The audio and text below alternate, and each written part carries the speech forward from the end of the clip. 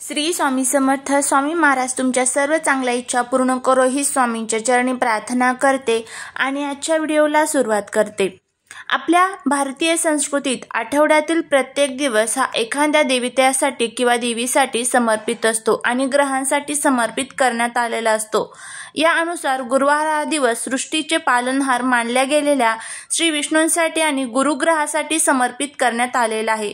त्याचप्रमाणे या दिवशी देवी लक्ष्मीची उपासना, आराधना, नामस्मरण करणे फलदायी मानले जाते.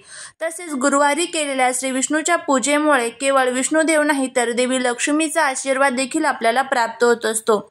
याशिवाय एखाद्या व्यक्तीच्या कुंडलीतील गुरुग्रह कमकुवत असेल तर गुरुवारी केलेल्या काही विशेष उपायांनी तो मजबूत होतो व सक्षम होऊन आपल्या कुंडलीतील गुरुग्रह जो आहे तर तो आपल्याला शुभ परिणाम देत असतो.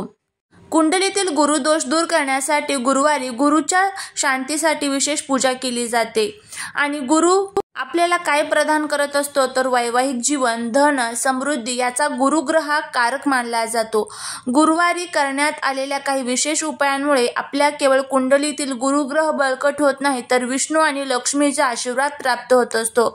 यासाठीच एक अतिशय प्रभावी असा उपाय मी तुम्हाला या आजच्या व्हिडिओमध्ये सांगणार आहे. आज आपण बघणार आहोत की तुळशीला आपल्याला अशी कोणती वस्तू अर्पण करायची आहे जेणेकरून आपल्याला सर्व कामात यश मिळेल, आपल्या जीवनातील जे काही कर्ज असेल तर ते संपून जाईल, जीवनातील 7 पिढ्यांचं दारिद्र्य नष्ट होईल, गरिबी संपेल, आपल्या घराची, पतीची, मुलांची भरभरून प्रगती होईल. असा हा प्रभावी उपाय फक्त एक गुरुवार आपल्याला करायचा आहे. हा उपाय कशा पद्धतीने करायचा याबद्दलची संपूर्ण माहिती या आजच्या व्हिडिओमध्ये आपण बघणार आहोत.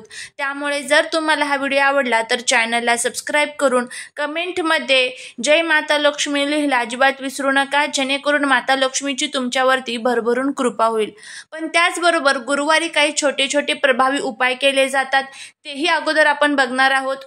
गुरुवारी गुरुग्रहाच्या नावाने श्रद्धा आणि निष्ठा ठेवून व्रत करावे. या दिवशी पिवळ्या रंगाची किंवा पिवळ्या रंगाचे समावेश असलेली वस्त्रे परिधान करावीत. आहारातही पिवळ्या रंगाचे पदार्थ समाविष्ट करावे, जसे बेसनाचे लाडू, आंबा, केळे वगैरे पदार्थांचा प्रामुख्याने या दिवशी समावेश असावा. सकाळी उठल्यावर नित्यकर्म उरकून त्यानंतर गुरूंची मूर्ती किंवा फोटोसमोर तुम्हाला पिवळ्या रंगाच्या वस्त्रावर त्यांना स्थापन करायचे आहे. यानंतर त्याची षोडोपचार पूजा करायची. पूजा साहित्यात केसर, चंदन, पिवळ्या अक्षदा, पिवळ्या रंगाची फुले आणि पिवळ्या रंगाचा समावेश असलेले पदार्थ नैवेद्यात दाखवायचे आहे. त्यानंतर आरती करायची आहे. मनापासून नमस्कार करून पदार्थाचे वाटप करून त्याचं आपण नंतर स्वतः ग्रहण करायचं आहे. पूजा झाल्यानंतर ओम बृहस्पते नमः या मंत्राचा जप करायचा आहे. मात्र कमीत कमी 108 वेळेस या मंत्राचा जप करावा. याशिवाय गुरुवारी पिवळ्या वस्तू, वस्त्र यांचे दान करावे. सोने, हळद, बेसन, आंबा यासारख्या वस्तू यथाशक्ती दान कराव्यात. तसेच गुरुवारी महादेवला, शिवशंकराला बेसनाच्या लाडवाचा नैवेद्य दाखवावा. असे काही उपाय केल्यास धन, धान्य, समृद्धी, विवाह या संदर्भातील समस्या बहुतांशी कमी होण्यास मदत होते असे सांगितले जाते. हे उपाय केल्यामुळे अशक्य गोष्ट देखील शक्य होत असते आणि आपल्या जीवनातील गुरुग्रह बळकट होऊन आपल्याला शुभ परिणाम देत असतो आणि माता लक्ष्मी आणि भगवान विष्णूंचा आपल्यावरती आशीर्वाद प्राप्त होत असतो. या सर्व गोष्टी तुम्हाला करायच्या आहेत आणि त्याचबरोबर तुम्हाला तुळशी मातेची सेवा करायची आहे. तुळशीला आपल्याला या 2 वस्तू अर्पण करायच्या आहे. आपल्या हिंदू धर्मग्रंथांमध्ये तुळशी मातेला अनन्यसाधारण महत्त्व देण्यात आलेले आहे. तुळशीमध्ये साक्षात माता लक्ष्मी निवास करत असतात. भगवान विष्णूंची सेवा करणे हे आपलं प्रथम कर्तव्य आहे आणि भगवान विष्णू कशाने प्रसन्न होतात तर तुळशीची सेवा केल्यामुळे भगवान विष्णू हे प्रसन्न होत असतात. आणि माता लक्ष्मी या त्याच घरात राहतात ज्या घरामध्ये भगवान विष्णूंची सेवा केली जाते. त्यामुळे तुम्हाला तुळशीची सेवा सर्वात प्रथम गुरुवारी करायची आहे.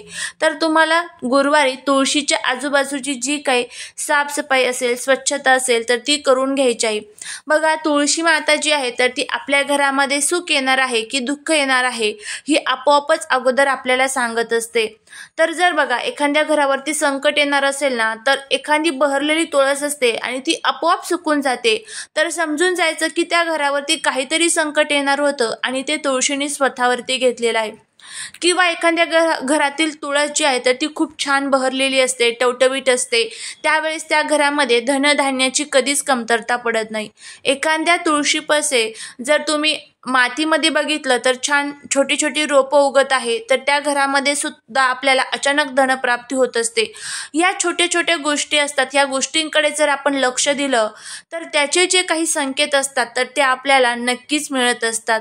गुरुवारच्या दिवशी तुळशीची सेवा केल्यामुळे एकतर भगवान विष्णू प्रसन्न होतात, त्याचबरोबर माता लक्ष्मीही प्रसन्न होते आणि आपल्या जीवनातील जे काही गुरुग्रह आहे आपला, तो आपल्याला काय प्रदान करत असतो, तर आपल्याला सुख, संपत्ती, सत्ता, पैसा आपल्याला गुरुग्रह देत असतो. त्यामुळे तो बळकट असणं खूप महत्त्वाचं आहे. त्यामुळेच आपल्याला तुळशीची सेवा करायची आहे. आता काय करायचं आहे बघा. सर्वात प्रथम तुम्हाला एक छान दिवा लावून घ्यायचा आहे. हा दिवा तुपाचा असावा. आता हा उपाय आपण कशासाठी करत आहोत, तर आपण एखादं काम हातामध्ये घेतलेलं आहे, ते निर्विघ्नपणे पार पडत नाही. घरामध्ये कोणतंही काम तुम्ही करायला त्यामध्ये तुम्हाला अनेक अडचणी येत असतात. घरामध्ये आलेला पैसा जो आहे तर तो टिकत नाही. आर्थिक अडचणी ह्या सतत चालूच असतात. खूप आपण पैसा कमवतो, पण तो पैसा महिना संपेपर्यंत सुद्धा हातामध्ये राहत नाही. डोक्यावरती खूप कर्ज झालेलं आहे, पण ते कर्ज फेडण्यासाठी काही मार्ग मिळत नाहीये.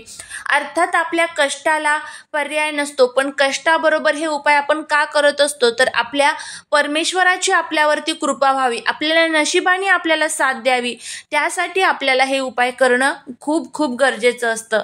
तर आता बघा काय करायचं आहे तुम्हाला. ह्या सर्व ज्या काही तुमच्या अनेक पैशांच्या संबंधित अडचणी आहेत, घरामध्ये नकारात्मकता जाणवत आहे, कुठेतरी घराची प्रगती थांबून गेलेली आहे, तर अशा पद्धतीने तुम्ही हा जो उपाय आहे तो करायचा आहे. आता तुमच्याकडे जर घरामध्ये तुळस नसेल तर तुम्ही गुरुवारच्या दिवशी एक छान नवीन तुळस जी आहे तर ती आणून तिची स्थापना करू शकता.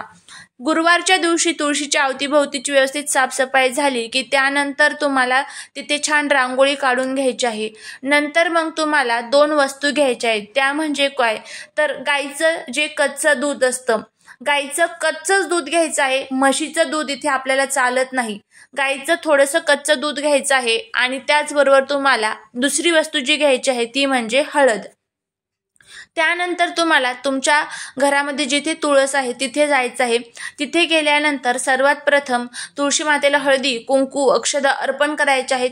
एखादं फूल अर्पण करायचं आहे पिवळ्या कलरचं, दिवा अर्पण करायचा आहे आणि त्यानंतर ह्या ज्या 2 वस्तू आहेत तर त्या तुम्हाला अर्पण करायच्या आहे.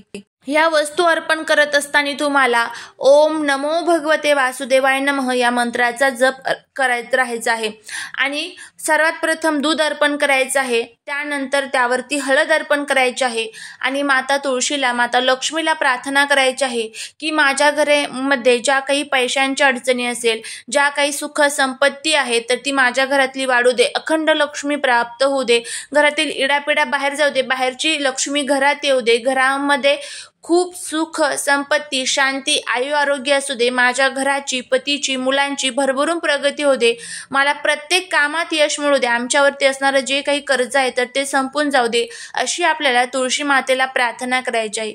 आणि सलग तुम्ही हा उपाय जो आहे तर तो 5 गुरुवार तरी नक्की करून बघा याचे खूप चांगले जे फायदे आहेत तर ते आपल्याला होतात.